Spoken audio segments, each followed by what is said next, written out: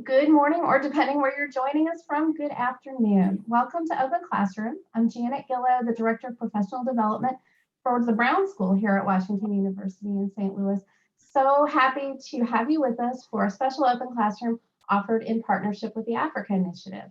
For those of you joining on the Zoom webinar, as you likely know, you are muted and we can't see or hear you.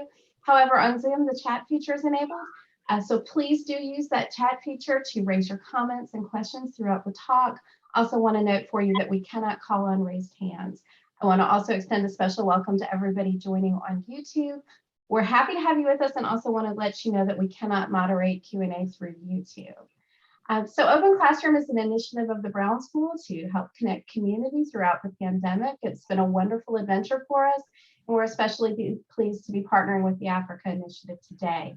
Before we get started, I just want to let you know a couple of the programs we have coming up that you are most cordially invited to come back for. So we'll be back on tomorrow, that's Wednesday, October the 13th, as Dr. Leila Ismailova with the University of Chicago is joining us to present on improving child and adolescent mental health, opportunities and challenges for multi-level culturally congruent preventative interventions. And on Thursday of this week, that's the 14th, our own Dr. Rupong An is launching a new series on artificial intelligence in the social sciences. His talk is called Artificial Intelligence, Applications, Promises, Pitfalls, and Misperceptions. And now to start today's program and introduce our moderators, please welcome Washington University School of Medicine's Dr. William Powderly. Dr. Powderly is the J. William Campbell Professor of Medicine, the Associate Dean for Clinical and Translational Sciences, and the Larry J. Shapiro Director of the Institute for Public Health. He's here with us today in his role as a member of the Faculty Coordinating Committee for the Africa Initiative. Dr. Powderly. Thank you very much, Janet, and good morning or good afternoon to everybody. It's my pleasure to start this first session in Africa Speaks. This is an initiative led by the Africa Initiative here at Washington University in St. Louis. The Africa Initiative has been something that the university started a number of years ago, but has been reinvigorated in the last year under the McDonald Academy to strengthen the relationships between all 7 schools of the university and the continent of Africa, both in terms of research and education.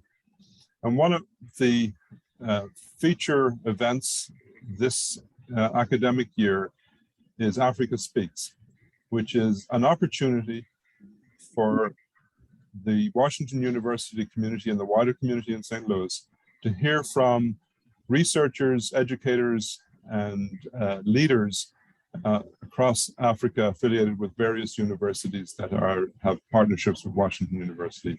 All of the schools are participating in this, and each of the schools are represented on our steering committee, and all will be having invited speakers over the next year. But we're delighted to start with Professor Koudou, who from Cote d'Ivoire, who will be introduced by Professor Philip Budge. Dr. Budge is an associate professor of medicine in the School of Medicine, and I'm going to hand over to Philip now to introduce our speaker. Thanks very much, Bill. As you heard, it's my pleasure to be able to introduce Professor Benajmin Koudou. Benjamin is a collaborator of ours. He is a professor and director of research and development at the Swiss Center for Scientific Research in Abidjan, Cote d'Ivoire. Professor Koudou is an entomologist by training after doing his PhD in Ivory Coast. He did postdoctoral training in both Switzerland and the UK, and then was on faculty at the University of Liverpool, the School of Tropical Medicine, for 6 years before returning to Ivory Coast to take the faculty position that he has now at the Swiss Center. Ben is a co-investigator in several projects in the death to onchocerciasis and lymphatic filariasis program led by Dr. Weil here at Washington University. And so we've been working with Ben for some time. He's also a co-investigator with me and 2 others on a clinical trial of moxidectin combination therapy for lymphatic filariasis in Ivory Coast. And we work closely together in that respect. Just on a personal note, one of the things that makes Ben a great collaborator, he's extremely personable. He seems to know everyone and to be able to work with everyone. And I hope that you'll appreciate both his science that he'll present today and his personality. We're grateful for him coming, and I'll turn that over to Ben. Thank you.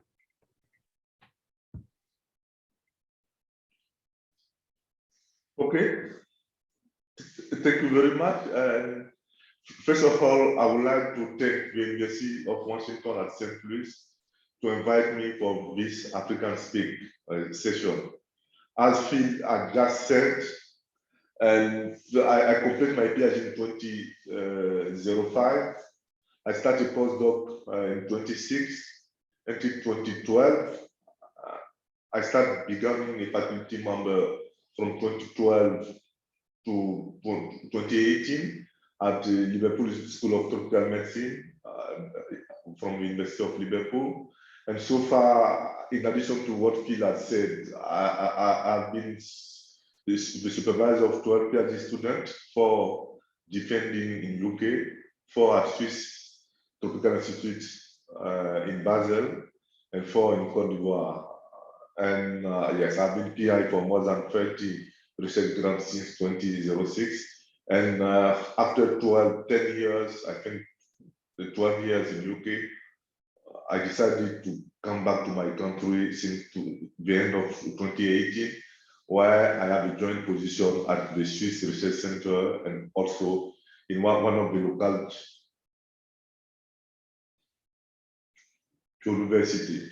So first of all, I would like to briefly talk about the Swiss Research Center. Since 2009, we have 3 strategic plans. The first one was between 2009 and 2030, the second one between 2014 and 2018, and the third one between 2019 and 2023. The Swiss Center is an inter- and transdisciplinary research center.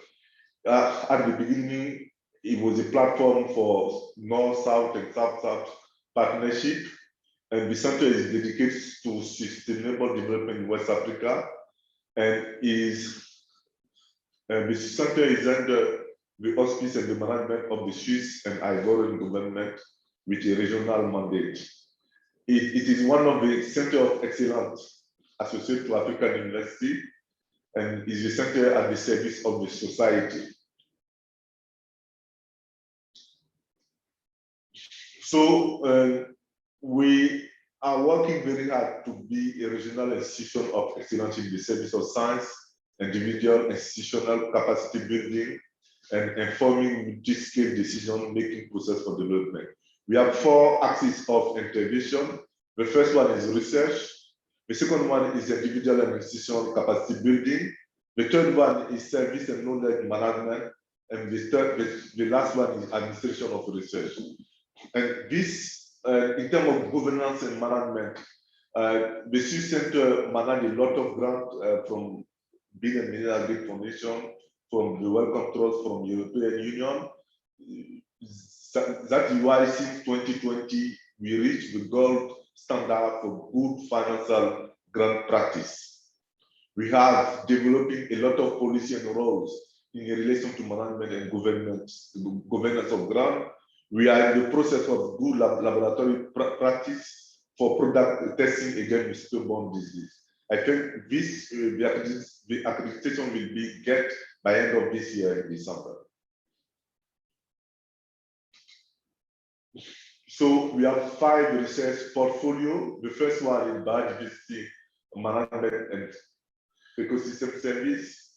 6, the second one is food and nutrition security. The third one is human and animal health and health system. The fourth one, adaptation to climate change and environment management. And the last one, political environment and social system. And my focus,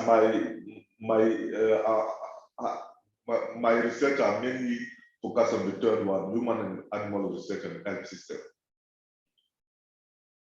So we will start with the first study.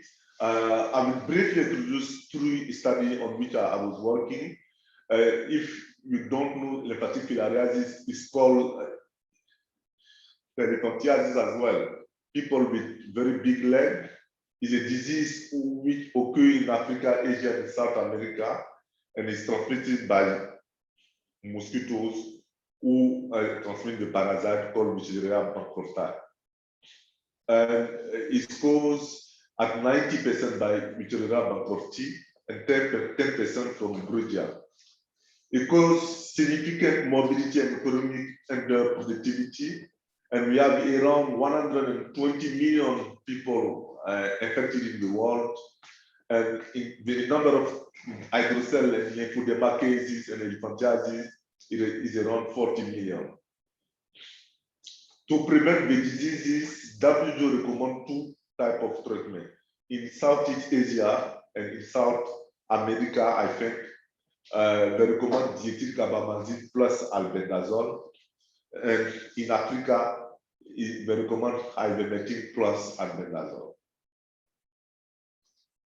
So from 2014 to 2016, with the researcher from Washington University and Case Western University, we tried to combine the three drugs named diethyl carbamazine, ivermectin plus albendazole to see if we could completely suppress or eliminate the adult worm. Because most of the two treatments are diethyl carbamazine plus albendazole or ivermectin plus albendazole did not kill most of the adult worm. So one of the challenges we are facing in the research to eliminate this disease is to eliminate the adult worm. So we compare diethyl carbamazine plus albendazole in comparison to the two drug regimen, and as you could see in Papua New Guinea, after 1 year post-treatment, the therapy, diethyl carbamazine plus albendazole plus ivermectin completely kill all the worm. And this continue even 2 years after the treatment. For the standard treatment, let me remind you that for the standard treatment, WHO recommend to do the treatment once a year, that is 5 to 6 years. But with the new treatment, with the three drugs, we just give the two drugs once to people and to see if that will kill the adult worm, and it works very well. And here you could see most of the side effects when you compare the standard treatment, ivermectin plus albendazole, and the three drug regimen.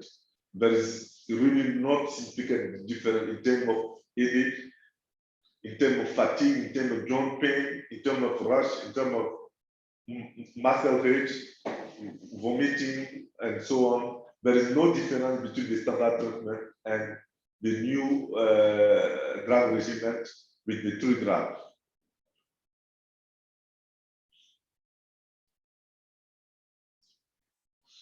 In terms of elimination of the Macrofilariae, you could see that in Cote d'Ivoire, that is what was done in Cote d'Ivoire. After 1 year, the new drug regimen completely significantly efficient compared to the standard treatment. It killed more than 65% of the worm compared to the standard treatment, for which the efficacy after 12 months is around 25%.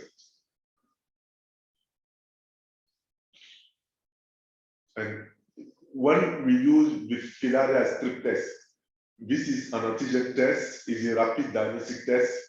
You could see clearly that the number of positive people after the number of the two one, yes.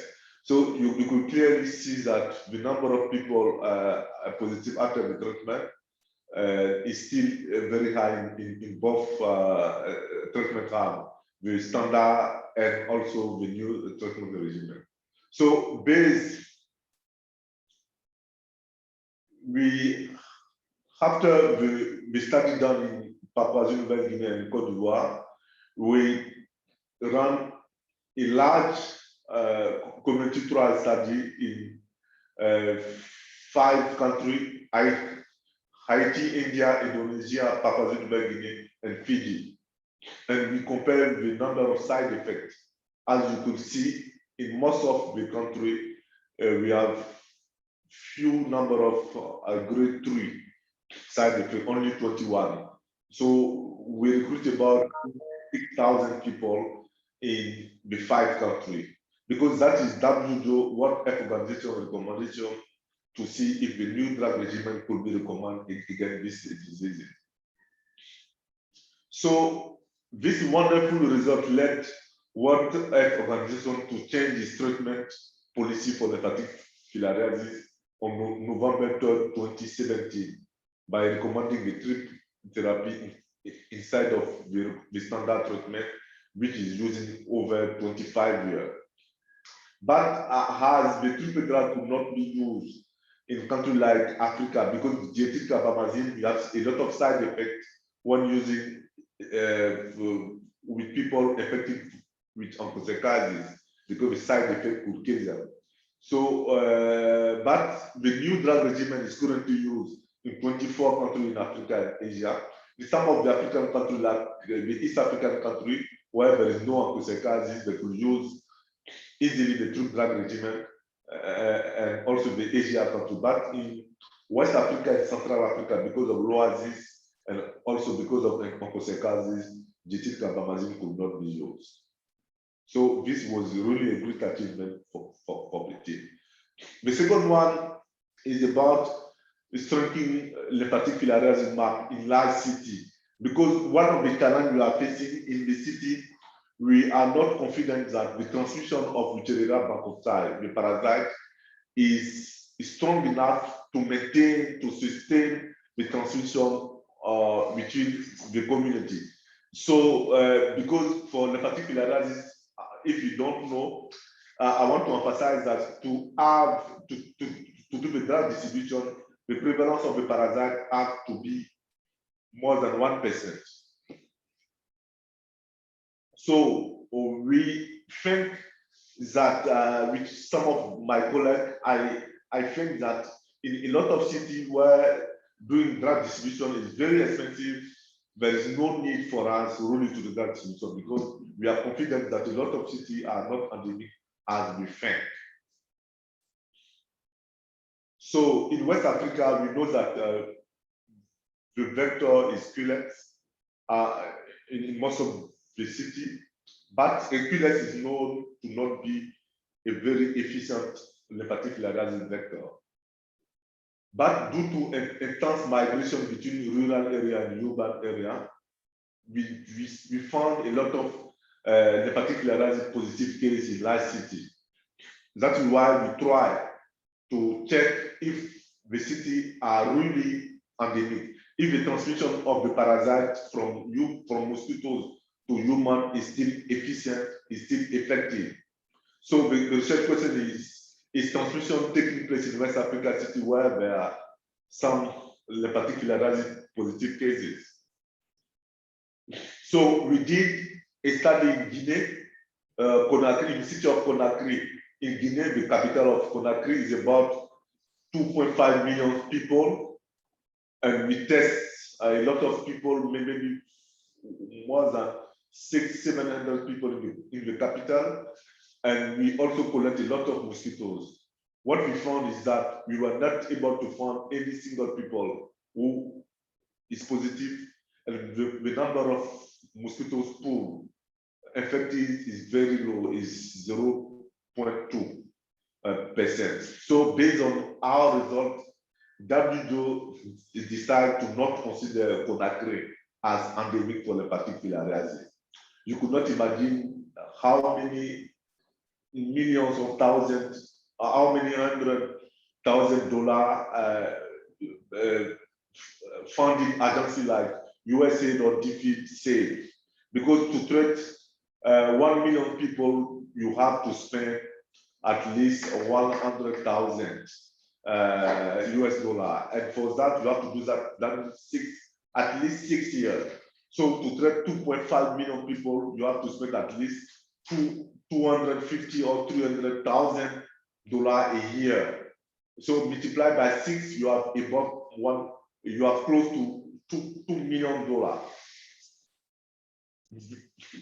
The second city was Kano in Nigeria.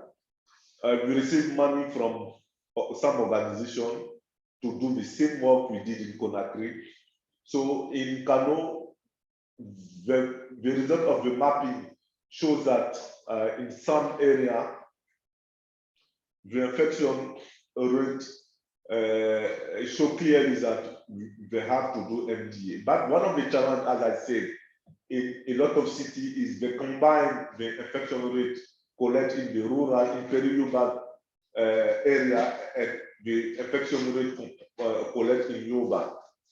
And what we are trying to explain to them is that we should separate urban and peri-urban, so that if we need to do the distribution of the drug, it has to be done only in area where it's endemic. And we don't think that the city, the human part of the city are really endemic. So we collect a lot of mosquitoes and we test close 900 and we test more than 1,000 people. And with the antigen test, we were not able to find any single person who is positive with the antigen test. We collect more than 3,000 Macrofilariae and more than 13,000 killings. As you could see, like in Conakry, the infection rate with the mosquitoes was very low.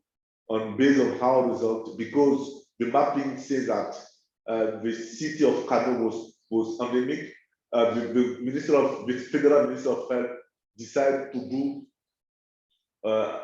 2 rounds of MDA in the city of Kano. You could not imagine. Kano is 5 million at least people.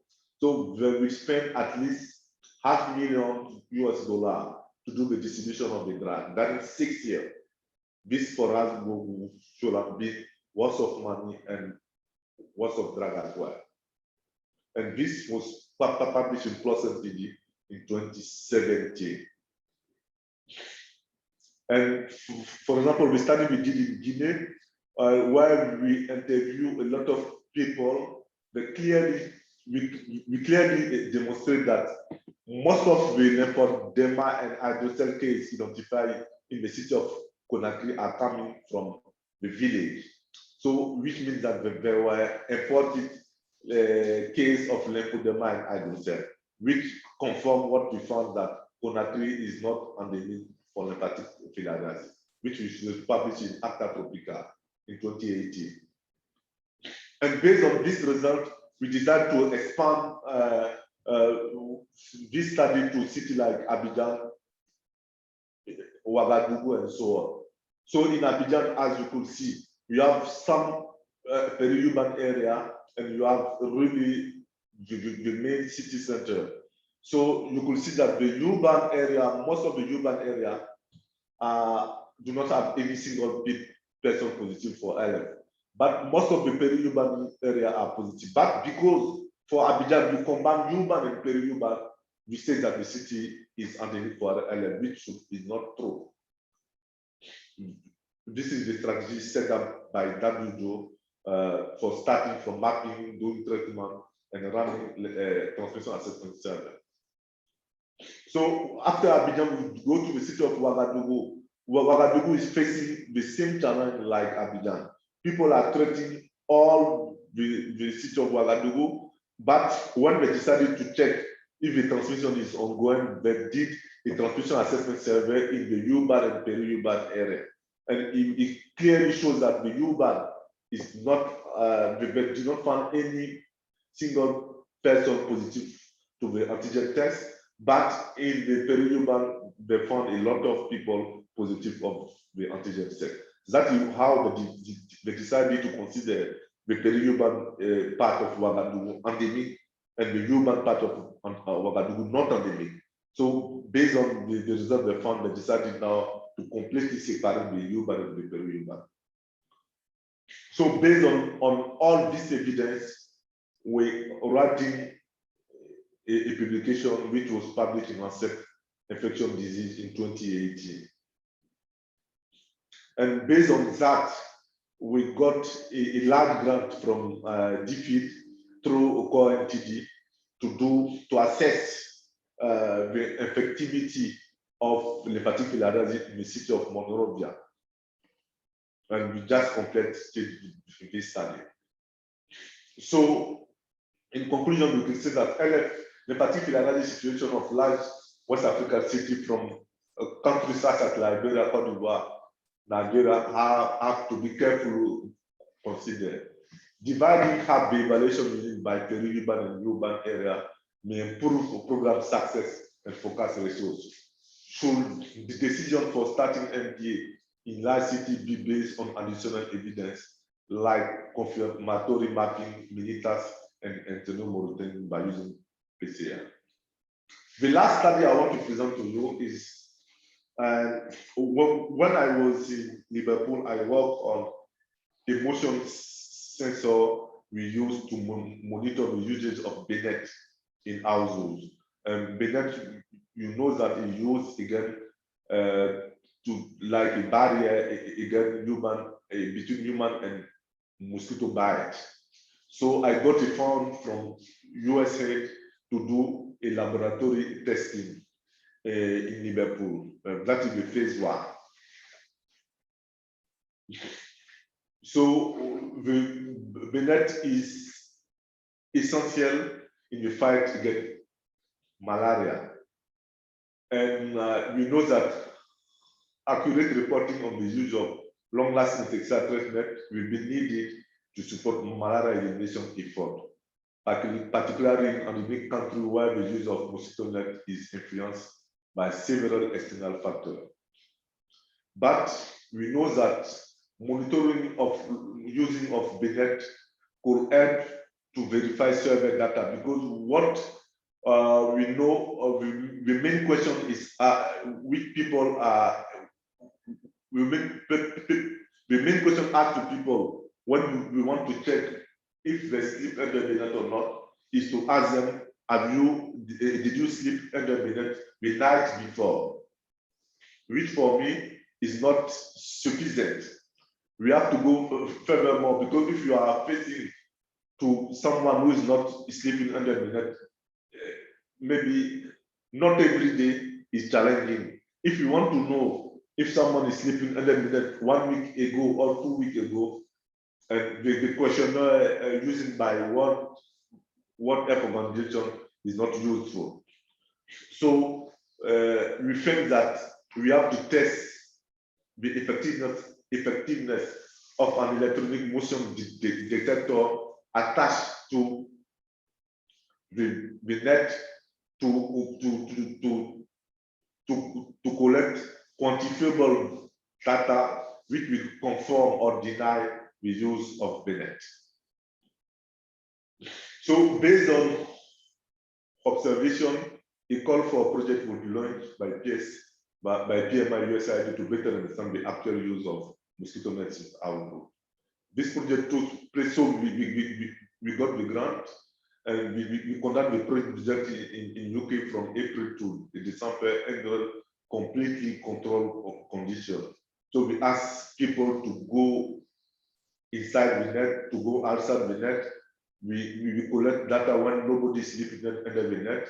We collect data when 1 or 2 people are sleeping under the net, and so on. So these are the data we collect. And when you ask to someone by using a questionnaire, are you sleeping under the net the previous night? You could see that the response we got from the questionnaire match the data collected by the motion sensor.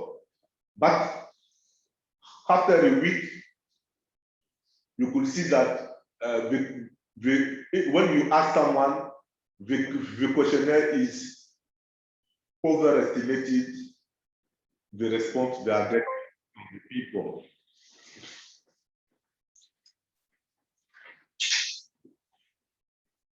And after 2 weeks, the discrepancy, the overestimated rate is about around 23%.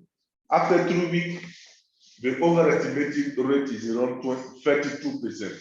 After 4 weeks, is around 40%.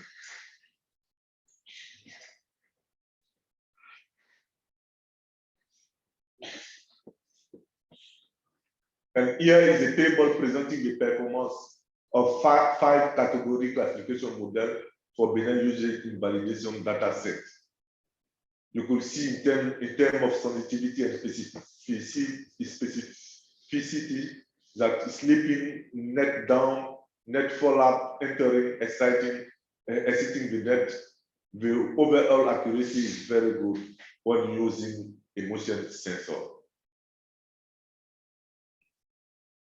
So in conclusion, by combining the robustness and performance of a battery and the quality of the data collected, the use of motion sensor is clearly the best option to use to better identify how individuals in malaria endemic region use long-lasting insecticide treatment.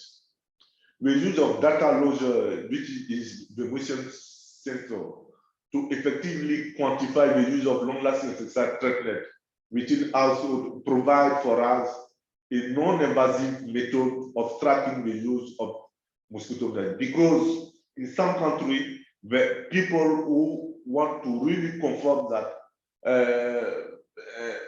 household member, they really want to confirm if household member are sleeping under the net or not, what the method they use is to go to do a surprising visit in the room of the people. So, which is for us is a really invasive method and is really against the privacy of the people.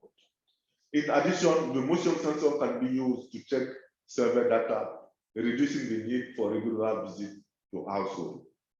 With further development, they should be considered complementary to the existing methodology used in the social science.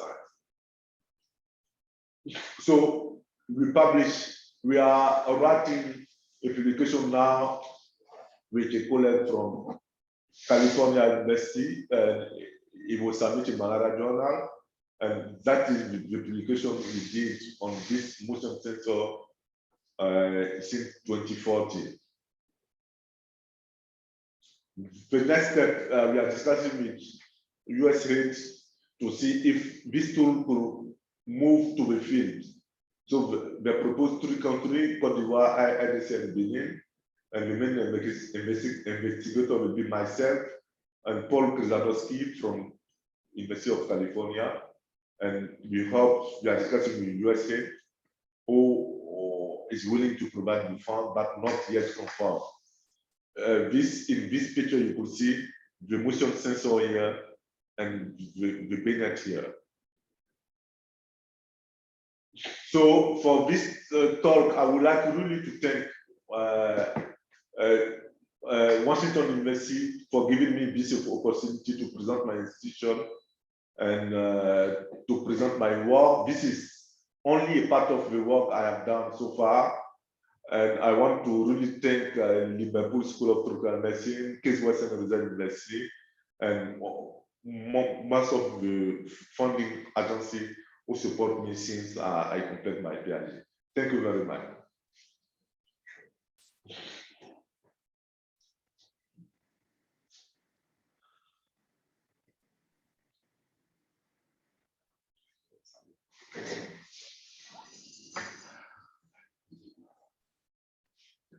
Thanks, Ben, for that great talk. Can you hear me?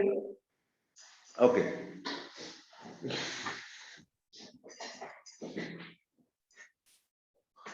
Thanks, Ben.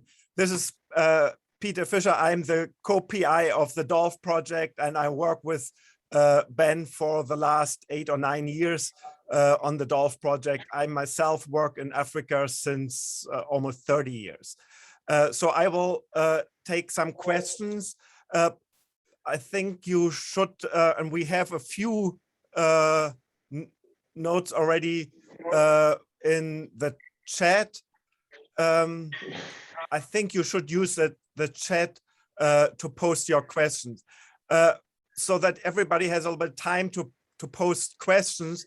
Ben, I would like to ask you just a little bit about the background of the CSRS.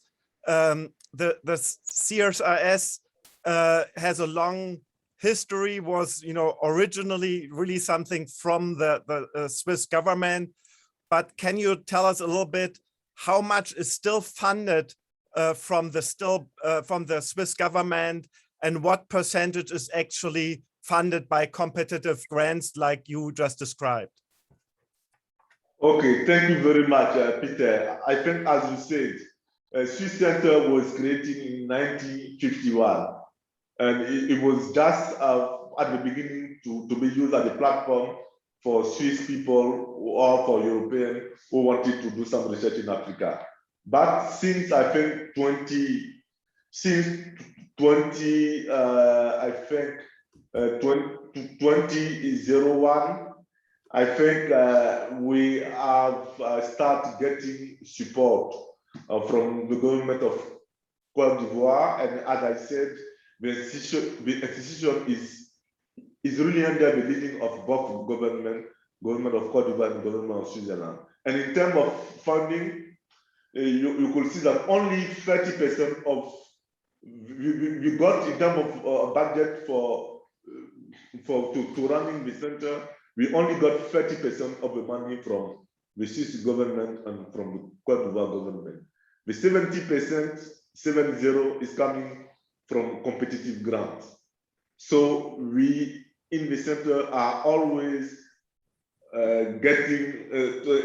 looking for opportunity to get grants, to write proposal, to share project idea, as I did usually with Peter and Phil as well. So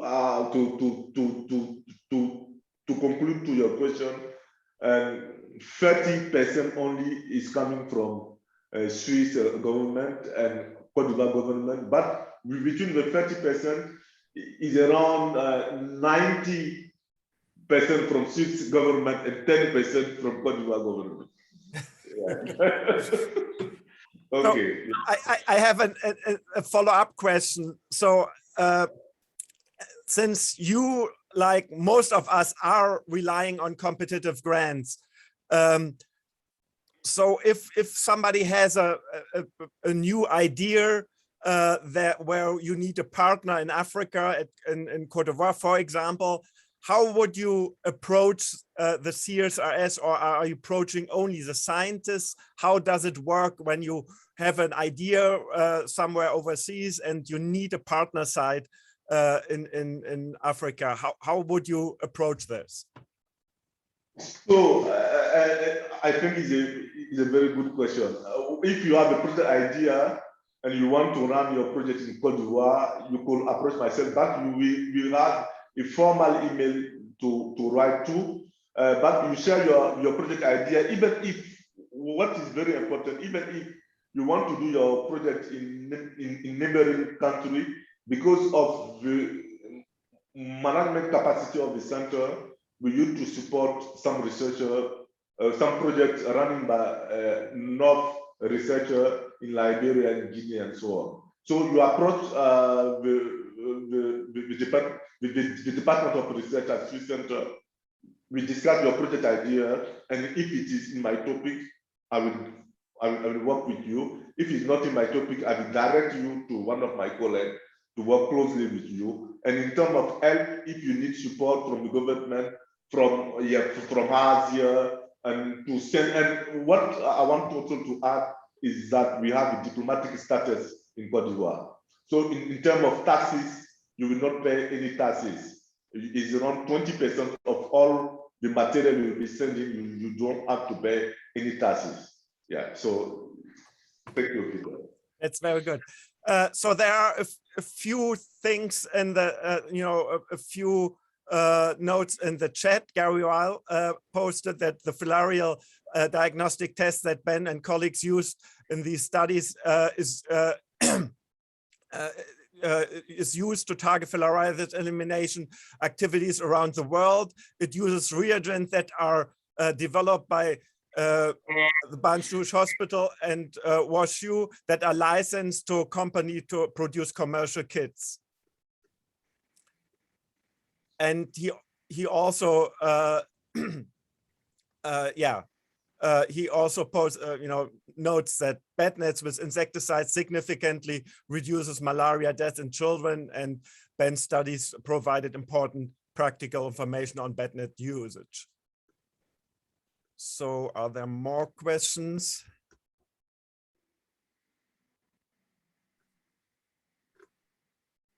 Yes, there was one question from Deborah. Are there local community health workers utilized to encourage consistent and effective use of mosquito bed nets? Ben? Yeah, should I reply to that? Yeah. I think since many years now, the Global Fund is involving community health work. But one of the challenges we are facing in most of the endemic countries, the National Malaria Control Program used only to do the distribution of the net, but in terms of usage, there is no really action. That is why WHO is sometimes concerned about the coverage report in terms of usage, because they are sure that it's not accurate as it was reported by the country. Because if you do a practical survey to ask or to go to the household, you would see that less than 40% of, more than 60% of the bednet distributed are not really properly used. That is why we present this tool, which will really help to quantify the number of bednet who are not properly used in most of the malaria endemic countries.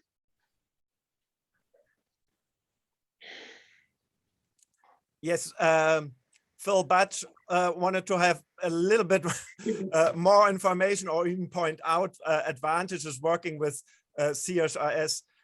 He asked, can you say a bit more about collaborative opportunities there at CSRS?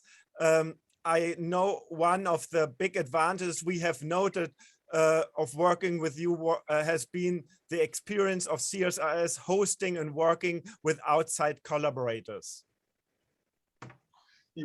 Yes, thank you very much, Phil, regarding this point. I think one of the advantages in working in CSRS, we have firstly a strong administration. As I said, we reach the gold standard in terms of good financial grant practice since last year.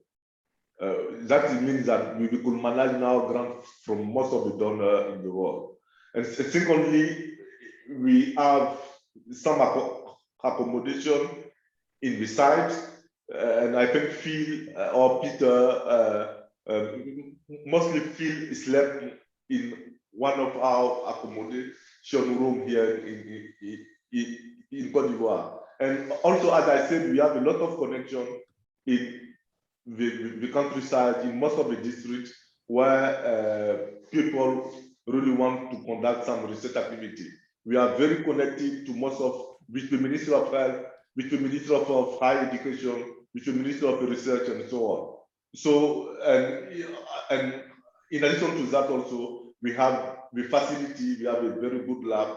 As I said, we are in the process to get the accreditation for good laboratory practices. And we have also, we have some office space for people who really want to come to work with us for a few weeks or a few months. So we have all what you really need to work with us as in a good collaboration way.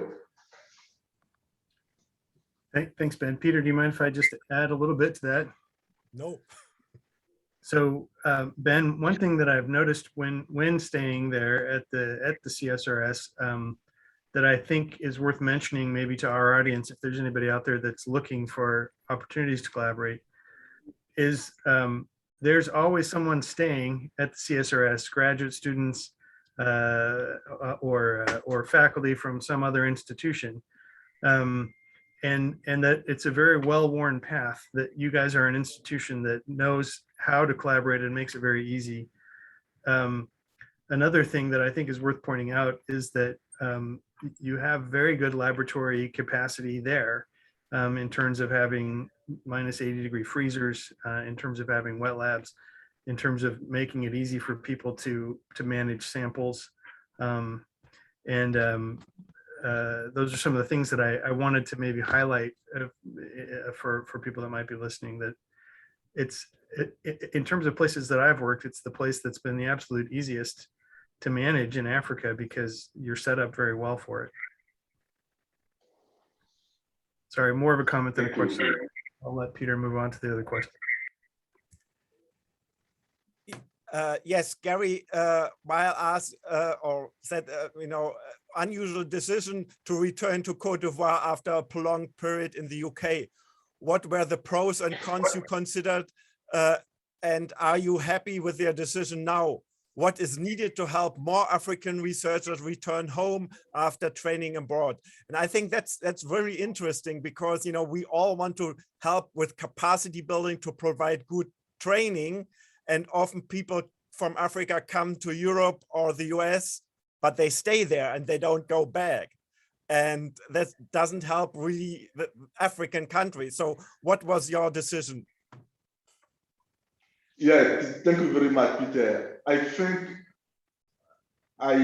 after 11 or 12 years in the UK and in Switzerland, I think I have learned a lot in terms of grant writing, in terms of writing publication. I think you also contribute to that, Peter and Gary.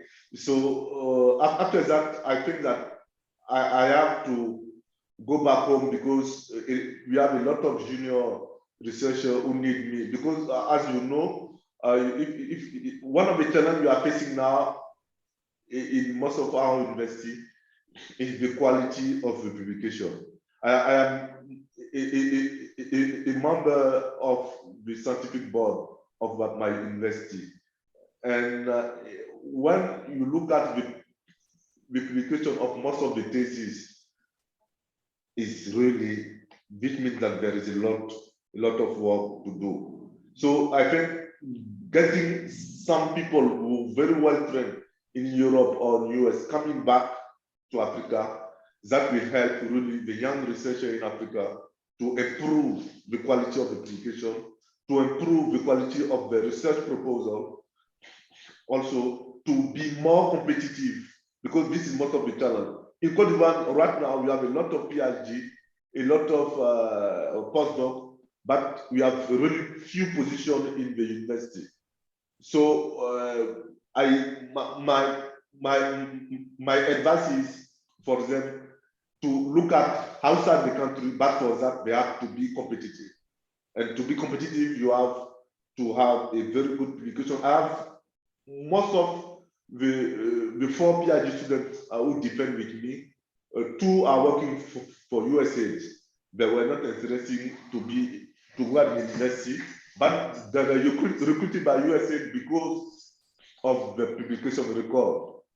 When they look at the journal where they publish, they say, these are the guys we are looking for. So I'm happy to be back, and I am really available to help, and that is what I'm doing. Try to help people to look at for grant, to look at for better publication, to go to conference. That is why you could find a good collaborator. Thank you. And apart from your family, who is, part of your family is still in Cote d'Ivoire, the weather in Cote d'Ivoire is also much better than in Liverpool. Yeah, Peter. Thank you. Yeah. So nowadays, the obligatory question everybody wants to know is, what is the COVID situation in Cote d'Ivoire at the moment, and has it impacted your work a lot? Oh, we conduct few studies, and not really, it did not impact a lot. And CSRS, as you know, have an experience to conduct its research even in difficult situations. We published it in Nature in 2017. We talk about the research center who have the capability, who have a resilient capability to conduct researches in crisis situation, in epidemic, in outbreak situation. And I think even since COVID happened, CSLS is one of the institutions who I think fit remembers that we couldn't doctorate during the very heavy COVID situation. So we are taking all of the question we need, and that did not really impact our research. And the COVID situation is very well managed in my country. So far, we have even less than 1,000 deaths. We have a lot of, the number of cases now is getting down very quickly. Now we are around 190 cases per day. So it's fine. We are managing very well. And as I said, so far, the number of deaths is less than 1,000. That's good. So we don't have more questions.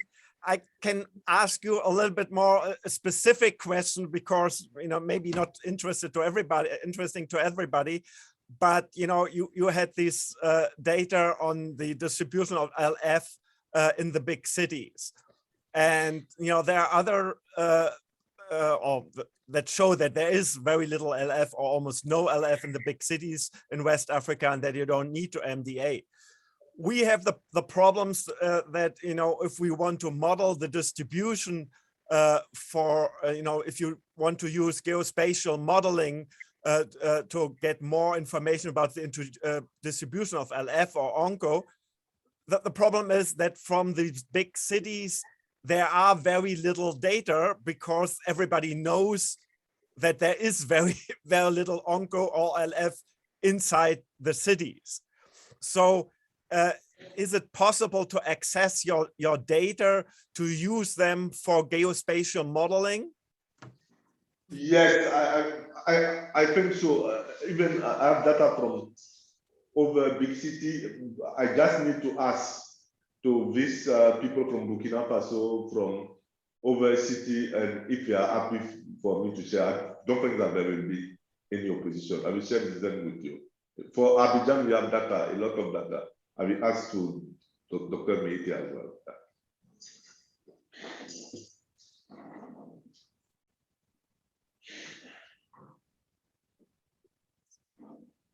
So I want to give the audience still a bit time if they have some question. Otherwise, I would give it back to Janet to close the session.